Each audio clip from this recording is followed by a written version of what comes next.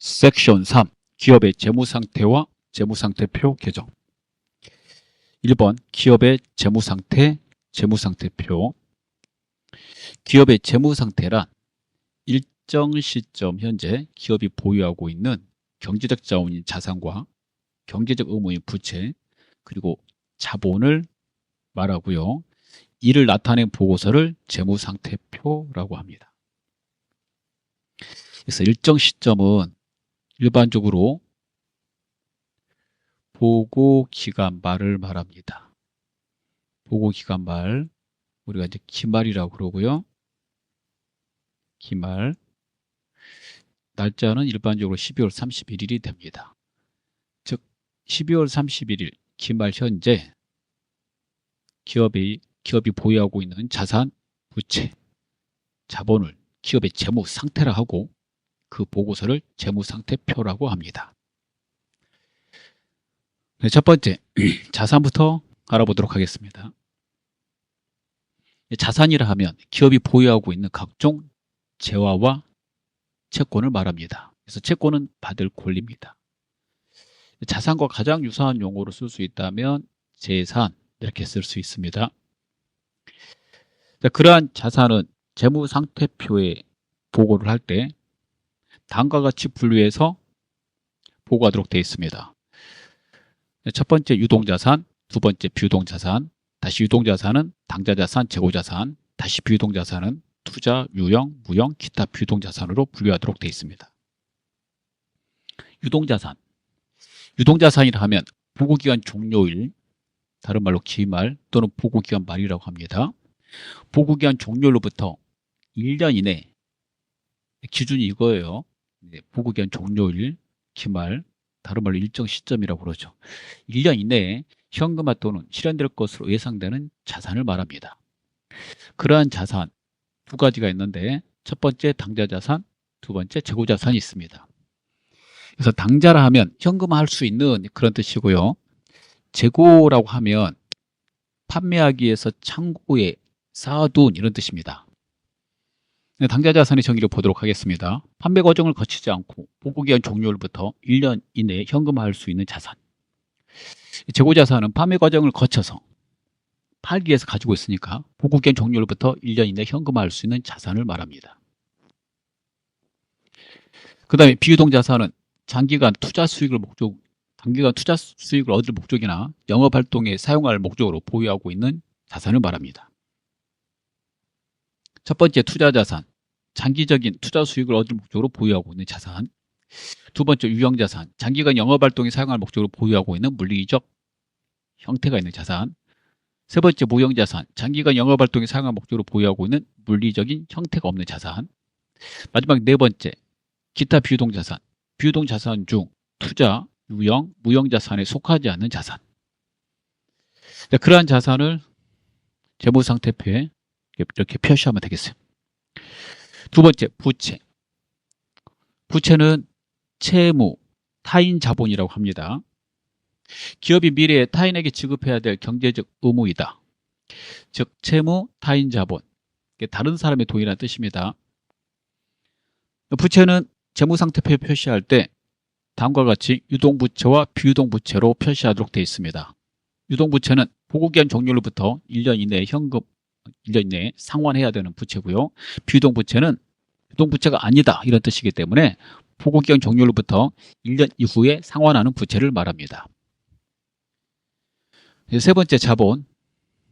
자본은 기업이 소유하고 있는 자산 총액에서 부채 총액을 차감한 잔액을 말하고요. 법인 주식회사는 그러한 자본이 자본금, 자본이여금, 자본조정, 기타 포괄손익누계액, 이익잉여금으로 분류합니다. 하지만 개인기업은 자본에는 자본금 하나가 있습니다.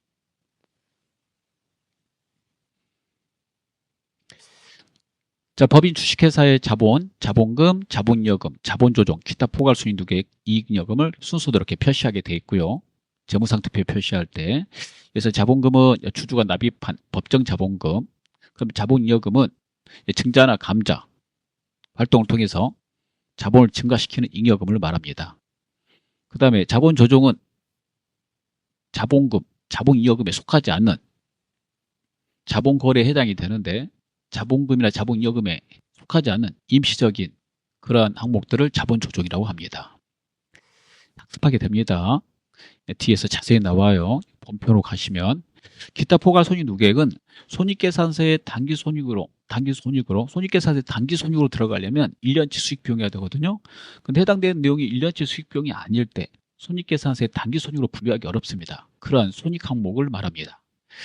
그럼 이익잉여금은 기업의 영업활동에 의해서 축적된 이익, 즉 영업활동에 의해서 축적된 이익, 단기순이익이죠. 그 이익으로서 사회로 유출되지 않고 기업 내부에 남아있는 그 유보된 금액을 이익잉여금이라고 부릅니다. 자본의 등식을 보도록 하겠습니다. 자본은 자산에서 부채를 뺀 걸 자본이라고 그럽니다. 부채하고 같은 말은 타인 자본 이렇게 말했고요. 자본하고 같은 말은 자산에서 부채를 뺐기 때문에 순자산 또는 순재산, 순수하게 자기 돈이다 그래서 자기 자본 이렇게 말합니다. 같은 용어를 한꺼번에 알아두시면 되겠습니다. 그 다음에 재무상태표 양식지를 보도록 하겠습니다. 재무상태표는 두 가지로 있는데요. 계정식 양식지와 보고식 양식지가 있습니다. 계정식은 왼쪽과 오른쪽으로 만든 보고서인데요. 왼쪽에 자산을 오른쪽에 부채와 자본을 이렇게 표시한 겁니다. 좌측 상단 좌측에 회사 이름 들어가고 그 다음에 상단 우측에 통화단위 단위원 들어가고 그 다음에 일정 시점이 들어갑니다. 보고식은 자산, 부채, 자본을 위에서 아래로 쭉 이렇게 아래로 기입하는 형식을 말합니다. 재무상태표 등식 보이죠? 재무상태표 등식 왼쪽에 있는 자산과 오른쪽에 있는 부채, 자본은 같기 때문에 자산은 부채 플러스 자본이다. 이를 재무상태표 등식이라고 부릅니다. 이거는 재무상태표 등식이고요. 앞에서 배웠던 거는 자본의 등식이니까 혼동하시면 안 되겠습니다. 이러한 재무상태표를 작성하는 기준이 있는데요. 첫 번째, 구분 표시. 자산은 유동자산과 비유동자산으로 구분해서 표시해야 된다. 그리고 또한 유동자산은 당좌자산과 재고자산으로 구분하고 비유동자산은 투자, 유형, 무형, 기타 비유동자산으로 구분해서 표시해야 된다. 그 다음에 부채는 유동부채와 비유동부채로 구분하여 표시하고 자본은 자본금, 자본잉여금, 자본조정, 기타 포괄손익 누계액, 이익잉여금으로 구분해서 표시해야 된다. 이를 구분 표시라고 그래요. 그래서 구분 표시에 입각해서 한번 우리가 쭉 하나하나의 정의를 알아봤습니다. 두 번째, 유동성 배열법. 중요합니다. 자산과 부채는 유동성이 큰 항목부터 배열하는 것을 원칙으로 한다. 그래서 구분 표시에 따라서 유동자산, 비유동자산 이렇게 구분해서 표시할 때 유동자산이 항상 먼저 나와야 되고 유동성이 크기 때문에 비유동자산이 그 다음에 마찬가지로 부채도 유동부채가 먼저 나와야 되고 비유동부채가 그 다음에 나와야 됩니다. 같은 유동자산도 당좌자산이 먼저 나오고 재고자산이 나와야 돼. 이게 유동성 배열법에 따라서 이렇게 써놓은 거예요. 그래서 이 순서대로 재무상태표에 그대로 쓰시면 됩니다. 같은 비유동자산도 구분해서 쓰는데 이 순서대로 써야 돼요. 이게 유동성 배열법에 따른 순서입니다. 부채도 이 순서대로 써야 되고 그래서 유동성이 큰 자산과 부채를 먼저 배열하는 것을 유동성 배열법이라고 합니다. 그 다음에 자산과 부채 유동성과 비유동성 구분. 자산은 보고기한 종료로부터 1년 또는 정상적인 영업주기 안에 현금화되면 유동자산으로 그렇지 않으면 비유동자산으로 구분한다. 또한 부채는 정상적인 영업주기 안에 상환되거나 결제되어야 하는 경우 유동부채로 그렇지 않으면 비유동부채로 구분한다. 정상적인 영업주기를 식별할 수 없는 경우에는 1년으로 추정한다. 이렇게 해서 구분하라는 거고요. 그 다음에 재무상태표 항목의 구분과 통합 표시. 자산부채 자본 중에서 중요한 항목은 재무상태표 본문에 별도로 구분하여 표시하고 중요하지 않은 항목은 성격 또는 기능이 유사한 경우에는 통합하여 표시할 수 있고 통합할 적절한 항목이 없는 경우에는 기타 항목으로 통합할 수 있다. 그냥 알아두시면 되겠습니다. 그 다음에 두 번째로 중요한 거 자산과 부채 충익 표시. 자산과 부채는 원칙적으로 상계여 표시하지 않는다. 이 말은 받아야 될 외상 매출금 있고 갚아야 될 외상 매입금이 있을 때 만약 외상 매출금이 100만 원이고 갚아야 될 외상 매입금이 50만 원일 때 100만 원에서 50을 빼서 이렇게 50만 원만 외상 매출금 이렇게 표시하면 안 된다 이런 말이에요. 왜 이렇게 되냐면 만약에 이렇게 표시하게 되면 실제 외상 매입금 부채를 우리가 가지고 있음에도 불구하고 보고서에 표시되는 거는 외상매출금 50만 원만 표시되게 됩니다. 이는 우리가 부채가 없는 걸로 정보를 보고하게 되기 때문에 원칙은 이렇게 상기하면 안 된다라고 되어 있는 겁니다.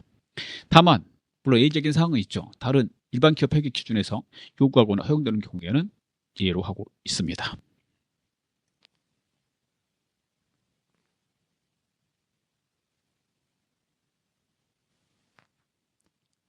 이 재무상태표 개정, 자산부채 자본 개정 과목 지금부터 학습할 건데요.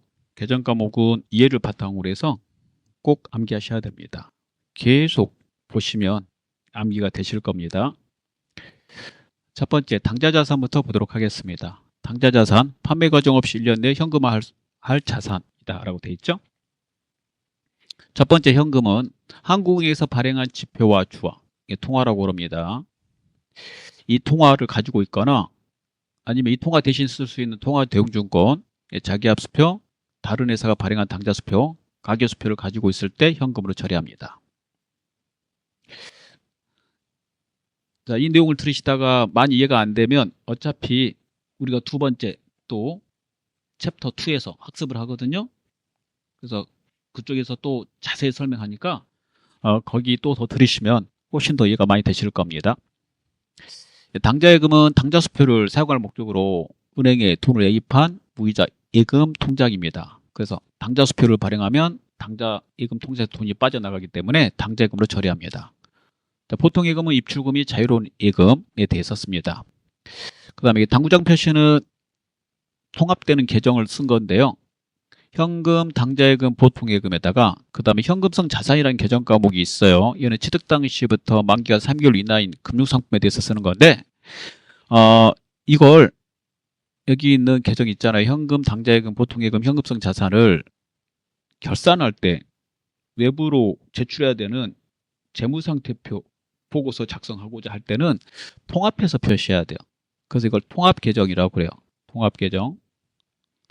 외부용 재무상태표는 통합계정으로 쓰라고 되어 있으므로 따로따로 쓰지 않고 이 이름을 씁니다. 그 통합계정 이 이름도 그래서 알아두셔야 돼요. 그 다음에 정기예금, 정기적금은 만기가 1년 이내짜리 정기예금, 정기적금 통장을 가입했을 때 쓰는 거고요. 단기매매증권은 단기간 매매차익 목적으로 유가증권인 주식이나 사채 등을 샀을 때 씁니다. 이 단기 매매증권과 관련해서 혹시 수수료가 발생했다면 취득 시에 그 수수료는 단기 비용으로 처리합니다. 그래서 비용 처리의 이름 수수료 비용으로 처리합니다. 외상매출금은요, 상품 제품 매출하고 상품 제품 매출하는 걸 일반적인 상거래라고 하고 상품 제품은 재고자산입니다.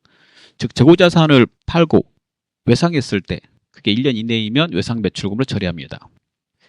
받으러움은 상품 제품을 팔고 약속금을 받았는데 만기가 1년 이내이면 받으러움으로 처리합니다. 가지고 있던 받으러움을 중간에 매각하고 그 할인료를 제외한 대금을 혹시 회수할 때 할인료가 발생된다면 그 어음의 할인료의 이름은 매출채권 처분 손실로 영업의 비용 처리합니다.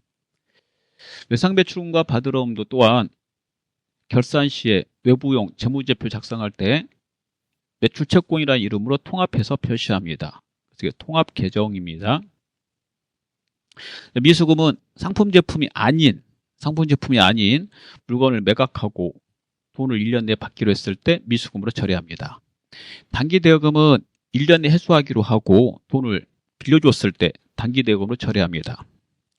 단기투자자산 통합계정 또 나오는데요. 이 단기투자자산 통합계정은 우리가 상단에서 말한 단기대여금, 그 다음에 단기금융상품은 정기예금, 정기적금을 말해요. 정기예금, 정기적금, 그 단기매매증권 세 개를 통합하고자 할 때 사용합니다.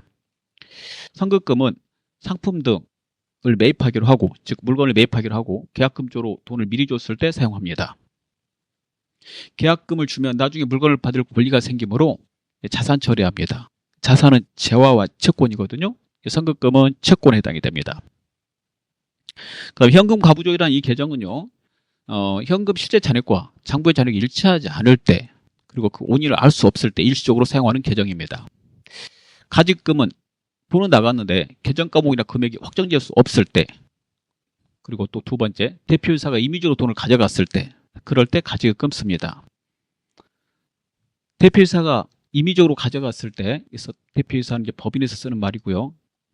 그때 가지금 처리하는 건데, 만약에 회사가 개인이라면 개인, 사업주, 기업주가 임의적으로 가져갔을 때는 개인은 인출금으로 처리합니다.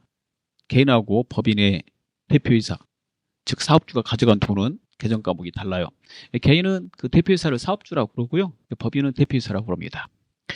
선납세금은 미리 낸 세금이라는 뜻으로 법인세 중간에 미리 내거나 또는 이자 받을 때 법인에 대해서 이자 줄 때 세금 떼고 주거든요. 그 이자에 대한 세금은 원래 다음 연도 법인세 낼 때 같이 내는 건데 이 뗀 세금하고 그 다음에 법인은 중간에 세금을 내야 되는데 미리 낸 법인세 중간에 낸 거 다 법인 소득에 대해서 낸 것이므로 선납세금, 미리 냈다라고 해서 선납세금 처리합니다. 자, 미수수익하고 선급비용은 주로 결산 시 했습니다. 평상시에 사용하지 않습니다. 좀 어려운 규정인데요. 뒤에 자세히 설명됐으니까 거기서 한번 더 보시면 됩니다. 일단 미수수익, 선급비용은 수익비용이 아닙니다. 보고기간 말까지 발생된 수익이나 해수일이 다음 연도일 경우에 사용합니다. 수익의 발생 이렇게 되어 있죠. 즉 정기예금 통장을 만들었어요. 7월 1일자로. 그리고 1년치 다음 연도 12월 31일이 있고 다음 연도 6월 30일 날 돈을 이자까지 받기로 했습니다.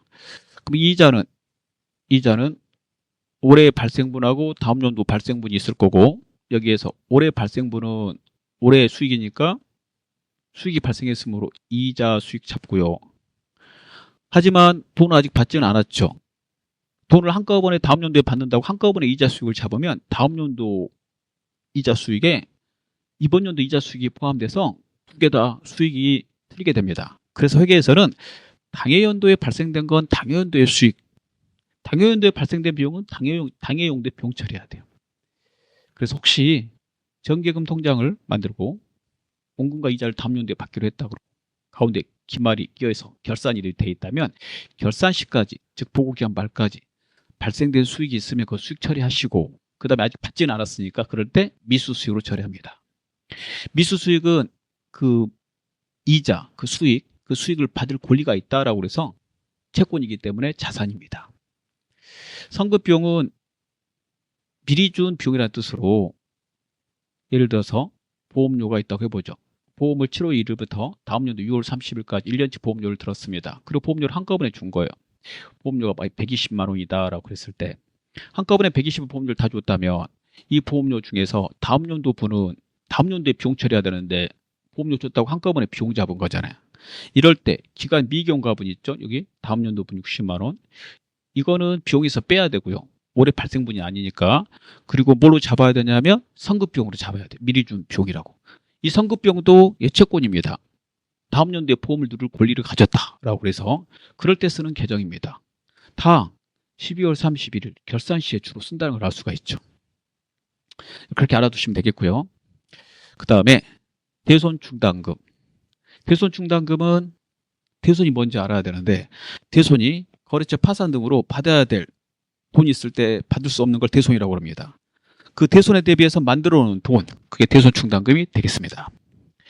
그 다음에 회계에서 단기 이렇게 말 나오고 1년 이렇게 말 나오는데 단기도 1년이라는 뜻이고 1년도 1년이라는 뜻입니다. 그래서 단기라는 말이 나오거나 또 1년 이내 이렇게 말 나오면 그 1년은 보고기간 말부터 시작하기 때문에 기준이 다음 연도 말까지입니다. 그래서 항상 1년 나오면 다음 연도 말까지. 보고기간 말부터 측정하기 때문에 그렇고 이렇게 안 하는 거는 이거 하나예요. 현금성 자산. 얘는 취득일로부터 만기를 따져서 3개월이고요. 나머지는 보고기간 말부터 항상 만기를 따집니다. 그래서 회계연도에서 또 회계 그 관련된 내용에서 회계상에서 1년 나오면 다음 연도 말까지다. 다음 연도 보고기간 말까지다. 이렇게 알아두시면 되겠습니다. 두 번째, 재고자산을 보도록 하겠습니다. 재고자산은 판매 과정을 거쳐서 1년 내에 현금화할 자산입니다. 재고자산 취득 시에 발생되는 재운임은 재고자산에 더하라고 되어 있으니까요. 플러스 해주시는 거고 그 다음에 재고자산 매입 시에 물건의 하자로 반품 애누리 할인한 거 있으면 해당되는 이 계정으로 차감하라고 되어 있어요. 계정 과목 이름입니다. 물건의 하자 등으로 반품이나 애누리 했을 때는 이거 쓰시고 약정에 따라서 할인해 주면 깎은 거는 이것입니다. 이거는 물건을 외상으로 사오고 빨리 갚으면 깎아줄게 라고 약정서를 썼어요. 그럴 때 빨리 갚아서 우리가 깎은 거, 그게 바로 매입 할인입니다. 재고자산의 계정 과목은요, 상품, 제품, 원재료, 제공품 이렇게 있고요. 상품은 판매 목적으로 외부에서 구입한 거지만 제품은 우리가 제조한 겁니다. 그래서 제품은 제조업자가 사용하는 거죠. 판매 목적으로 외부에서 이렇게 물건을 사다 판매하는 업자를 도매업자, 소매업자라고 부릅니다. 그 다음에 제품을 팔기 위해서는 제조업자는 재료를 사오고 그 다음에 제품을 만들어야 되는데 그 사온 원재료 재고자산에 포함시키라고 되어 있으니까 재고자산이고, 그 다음에 현재 만들고 있는 제품을 제공품이라고 부르는데 현재 제작 중에 있으니까 얘도 재고자산에 포함하라고 되어 있습니다. 재고자산과 관련돼서 비용 두 개가 있는데요. 재고자산 감호손실이라는 비용은 수량이 부족해서 생기는 손실, 그 수량 부족의 원인이 비정상적일 때 쓰는 거고요. 재고자산 평가손실은 외부 환경의 영향으로 시가가 장부 금액보다 하락했을 때 발생한 손실했습니다. 예를 들어서 외부 환경에 유행을 타는 제품을 파는데 유행이 끝나서 갑자기 시가가 장부 금액보다 하락했거나, 그 다음에 계란을, 달걀을 판매하고 있는데 조류 독감 등이 발생해서 닭알값이 폭락했을 때 뭐 그런 거에 시가가 장부 금액보다 하락할 수 있는데 그럴 때 그 손실을 처리하고자 할 때 씁니다. 그 다음에 재고자산 관련해서 재고자산을 본래의 목적이 아닌 다른 목적으로 이렇게 사용할 경우에는 재고자산의 적용란에 타계정으로 대체, 즉 타계정 대체 쓰라고 되어 있습니다. 그래서 이거 반드시 표시해야 되는 거니까 이 이름을 알아두시면 되겠습니다. 그 다음에 투자자산은 장기간 투자 목적으로 보유한 자산입니다. 첫 번째 장기 투자 증권의 계정 과목 두 개가 있는데요. 매도 가능 증권, 만기 보유 증권이 있습니다. 만기 보유 증권은 다른 회사의 유가 증권을 샀는데 그 유가 증권이 사채 등일 때, 사채 등이라 하면 사채 국제 공채를 말하고 그걸 만기까지 보유할 목적으로 샀다 그러면 만기 보유 증권을 처리합니다. 매도 가능 증권은 다른 회사 유가 증권을 샀는데 주식, 사채 등이고 이걸 1년 내에 팔지는 않을 거고, 즉 단기에 팔지는 않을 거고, 그 다음에 만기까지 가지고 있지는 않을 때, 사채 등 그럴 때는 중간에 매도한다고 해서 매도 가능 증권을 처리합니다. 이 두 개는 장기간 보유하는 게 목표이기 때문에, 장기간 보유하다가 수익을 내는 게 목표이기 때문에 투자 자산에 속합니다. 이 두 개를 외부용 보고서에 통합해서 장기 투자 증권으로 표시할 수 있습니다. 단 회계 처리할 때는 이렇게 따로 처리합니다. 장기성 예금 이 계정 과목은요, 회수기한 1년 이후인 1년 이후라고 그랬습니다. 정기예금, 정기적금 했습니다. 장기 대여금은 회수기간이 1년 이후인 대여금에 대해 썼습니다. 투자 부동산은 장기간 투자의 목적으로 토지, 건물, 기타의 부동산을 샀을 때 씁니다. 퇴직연금 운용 자산은요, 1년 이상 근속한 직원들한테 퇴직금을 주기 위해서 회사가 연금에 가입을 했는데 그 연금이 확정급여형 연금 상품일 때 사용합니다. 확정급여형 연금 상품은 직원한테 줘야 될 퇴직금을 회사 계좌 두고 회사 계좌에다 입금해서 사회금융기관에다가 맡겨가지고 운용을 해서 그 수익이 발생되면 회사가 가져가기 때문에 직원의 그 퇴직연금 회사 계좌에 있고 그 수익은 회사가 가져간다고 그래서 그 입금한 그 돈을 투자자산으로 처리하라고 되어 있고요. 그 이름이 퇴직연금 운용자산입니다.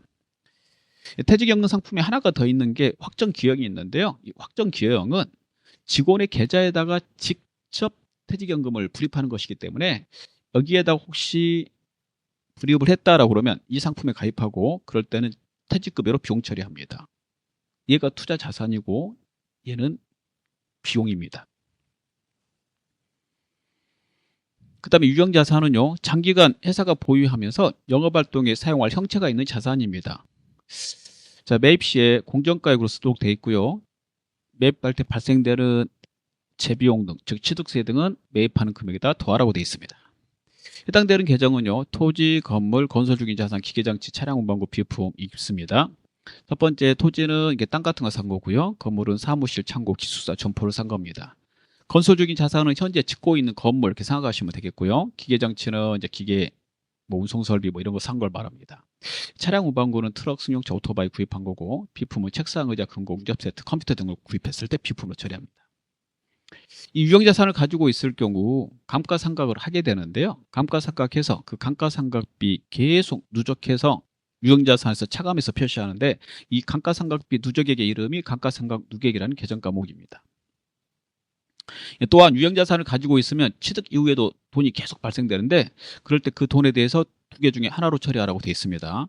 첫 번째, 그 지출한 돈이 미래의 경제적 가치를 상승하게 하는 그런 돈이다. 즉 엘리베이터를 사거나 건물 사고 나서 엘리베이터를 설치하거나 또는 뭐 리모델링을 하거나 리모델링 뭐 이렇게 하게 된다면 건물의 가치가 올라가게 되거든요. 이럴 때는 그 비용을 자산 처리해요. 자본적 지출은 자산 처리하라는 말이고, 그래서 건물에 엘리베이터 설치하고 건물 리모델링 했다 그러면 건물로 엘리베이터 설치하고 리모델링 한 것을 회계 처리합니다. 하지만 단순 능률 회복, 원상복구로 발생되는 그러한 비용들이라면, 즉 건물의 유리가 깨져서 유리를 갈거나 건물이 너무 노화돼서 도색을 잠깐 했다, 뭐 이런 것들은 비용 처리하라고 돼 있어요. 그 비용 처리하는 것을 수익적 지출이라고 합니다. 그럼 무형자산을 보도록 하겠습니다. 무형자산은 장기간 보유하면서 영업활동에 사용하는 형체가 없는 자산을 말합니다. 그 계정 과목에 영업권, 산업재산권, 개발비, 소프트웨어가 있습니다. 영업권은 우리가 권리금이라고 하는 건데요. 다른 회사를 인수할 때, 반드시 다른 회사를 인수할 때만 쓰는 거예요. 이 영업권은 다른 회사를 인수하는데 그 회사가 너무 좋은 위치에 있고 그다음 거래관계가 좋고 뭐 그러면 법률적으로 우위 조건이 많으면 거기에 따라서 권리금을 주게 돼요. 이걸 이제 초과수익력이라고 그러는데, 그 초과수익력 준 권리금을 회계 처리할 때 영업권으로 처리합니다. 산업재산권은 일정 기간 동안 독점적 배타적으로 사용할 수 있는 특허권, 실용신안권, 의장권, 상표권을 가지고 있을 때 씁니다. 개발비는 개발과 관련해서 발생되는 비용인데요. 개발할 때는 연구 단계를 거쳐서 개발 단계로 이렇게 넘어가서 개발이 되는데, 이 개발 단계에서 개별적으로 식별 가능하고 미래 경제적 효익이 확실하게 기대가 된다면 지금까지 개발한 모든 노하우가 자산으로 인정받아야 된다라고 해서 개발비라는 이름으로 자산 처리합니다. 그 다음에 컴퓨터 프로그램 같은 거 구입했다 그러면 소프트웨어로 회계 처리합니다. 나머지 기타 비유동 자산을 보도록 하겠습니다. 임차보증금은요, 임대차 계약서를 쓰고 보증금의 차임 이렇게 썼을 때 그 보증금, 임차인이 사용합니다. 보증금은 나중에 돌려받을 수 있기 때문에 그 보증금은 채권이 되겠죠. 그래서 자산입니다. 그런데 이게 어디에도 속할 수 없는 자산이니까 기타에 속하는 거예요. 부도가 수표는 어음을 가지고 있는데 부도가 됐을 때, 그럴 때 사용하는 계정이 되겠습니다. 그 다음에 부채를 보도록 하겠습니다. 유동부채는 1년 내에 상환해야 될 의무가 있는 부채를 말합니다. 첫 번째, 외상매입금은 상품하고 원재료를 외상으로 사왔을 때, 그럴 때 사용합니다. 지급어음은 상품과 원재료를 외상으로 사오고 약속어음을 발행했을 때 씁니다. 상품과 원재료를 매입하고 약속어음을 발행했는데 만기가 1년 이내일 때 씁니다. 이 두 개의 계정 과목은 매입채무라는 통합계정으로 통합해서 외부용 재무상태표 만들 때 사용합니다. 외부용 재무상태표에서는 외상매입금 지급어음을 따로따로 쓰지 않고요, 매입채무로 통합해서 습니다. 그래서 다음 중 매입채무가 아닌 거 이렇게 나올 수 있어요. 그 다음에 부가세 관련된 계정도 있는데요. 물건을 팔 때 부가세 붙여서 팔도록 돼 있고, 국가에서 그 부가세는 국가에다 내라고 돼 있습니다. 그래서 이 부가세는 국가한테 내야 될 세금이기 때문에 유동부채에 속합니다.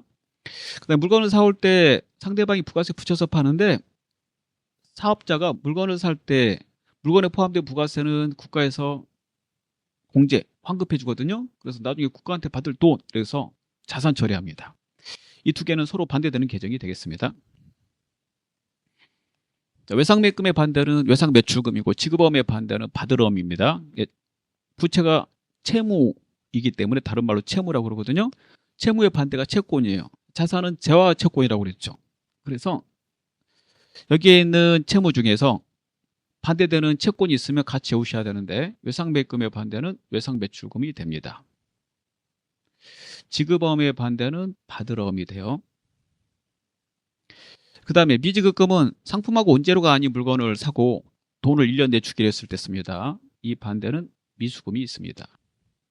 단기차입금은 돈을 빌렸는데 1년 내에 상환하기로 빌렸을 때 상환하기로, 물론 차용증서는 써야 되겠죠. 반대는 단기대여금이 되겠습니다. 선수금은 물건을 팔기로 하고 계약금을 미리 줬을 때 말합니다. 계약금을 미리 받았을 때 말합니다. 미리 받은 돈, 선수금이죠. 미리 받았다는 건 나중에 물건을 줘야 될 의무가 생기는 것이기 때문에 부채입니다. 반대되는 이름이 선급금입니다. 얘는 미리 줬을 때 쓰는 거죠. 얘는 미리 받았을 때, 이게 줄 급자, 받을 숫자입니다. 그러니까 예수금은 소득을 지급할 때, 직원들의 급여 같은 그런 소득을 지급할 때 세금을 떼고 보험료 떼는데, 그 세금 떼고 보험료 뗀 것들을 예수금이라고 합니다. 예수금은 이제 미리 받은 돈이라는 뜻이고요. 소득에 대해서 세금 등 보험료 이렇게 떼고 지급을 하는데 그 돈에 대해서 사용하는 겁니다.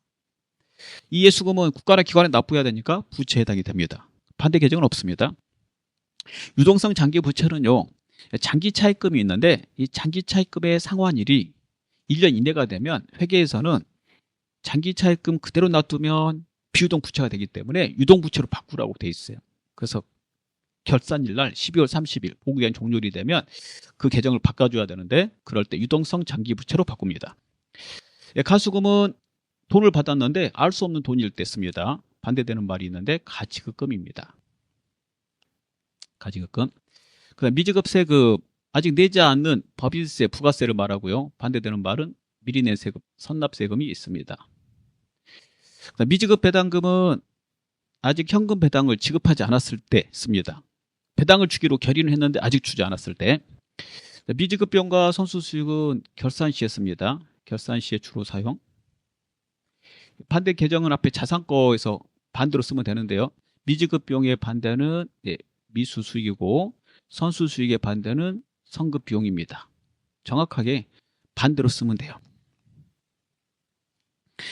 미지급 비용은 보고기한 말까지 발생된 비용인데 아직 지급일이 아닐 때 사용하는 거고, 선수수익은 돈을 받았는데, 수익을 받았는데 이자 등 그런 게 돈은 임대료 이런 걸 미리 받았는데 그 받은 것 중에 내년치 미리 받은 게 있을 때는 선수수익이라고 합니다. 기간 경과 안 된 내년 거 선수수익.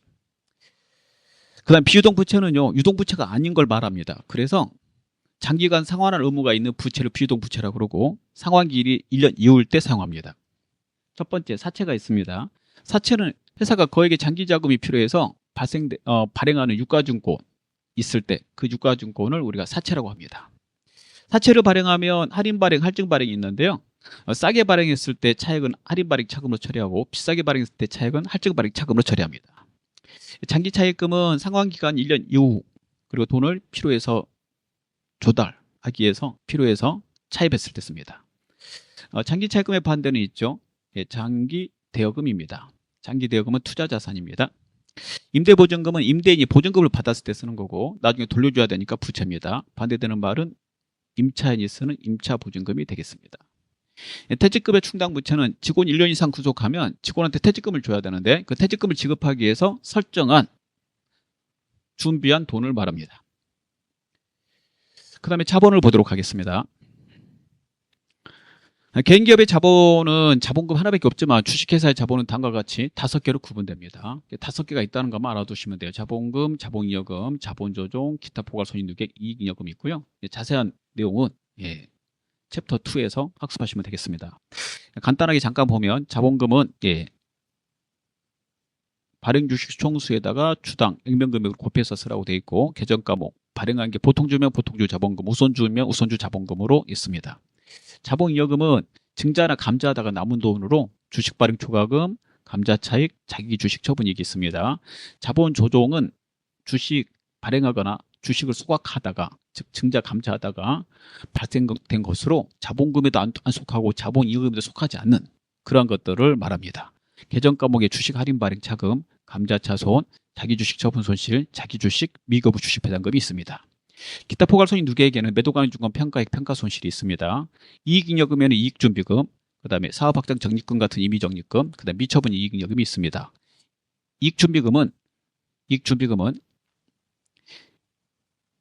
항상 금전배당의 10분의 1 이상을 적립하도록 되어 있습니다. 그래서 배당을 할 때 금전배당하고 주식배당이 있는데 금전배당의 10분의 1 이상은 무조건 이익준비금으로 준비하도록 되어 있고 해당되는 이익준비금은 회사가 결손이 발생했을 때 사용합니다. 인상과 같은 계정 과목으로 회계 처리를 하고 그 다음에 보고서를 작성한다면 재무상태표를 작성하는데 그 재무상태표 작성의 기준에 따라서 구분해서 표시해야 된다. 그 다음에 유동성 별법에 따라서 유동자산, 유동부채를 먼저 표시해야 된다. 그렇게 돼 있기 때문에 거기에 따라서 작성하게 되면 다음과 같이 이 표가 작성이 되게 됩니다. 수업을 마치도록 하겠습니다.